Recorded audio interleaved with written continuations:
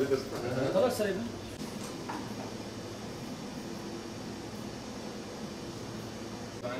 Mesela boş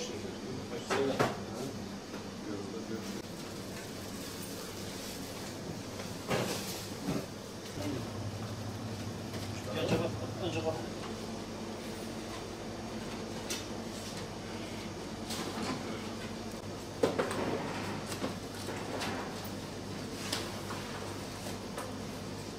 Batman Umut Kervanı olarak yılın 12 ayı kayıtlarımızda bulunan yetim ve yoksul insanların ihtiyaçlarını gidermeye dönük faaliyetler sürdürmekteyiz.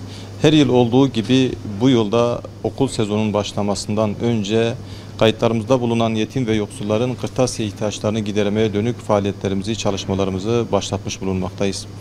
Hedefimiz bu yıl kayıtlarımızda bulunan en az 500 öğrencinin kırtasiye ihtiyacını karşılamaktır.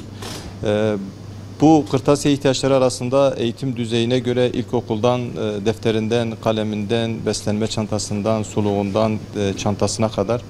Diğer üst düzeylerde ise temel kırtasiye ihtiyaçlarını gidermeye dönük bir çalışmamızdır. Bu anlamda hayırseverlerimiz daha önce bizi yalnız bırakmadılar.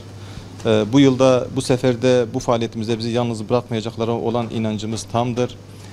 Hedefimiz en az 500 yetim ve yoksulun kırtasiye ihtiyacını gidermektir.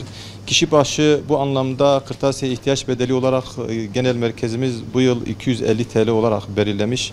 Bu anlamda hayırseverlerimizin Eylül ayının başından önce bize bu bağışlarını ulaştırdıkları takdirde bu yetim ve yoksulların kırtasiye ihtiyacını giderme fırsatını elde etmiş olacağız. Şimdiden Allah hayırseverlerimizden razı olsun.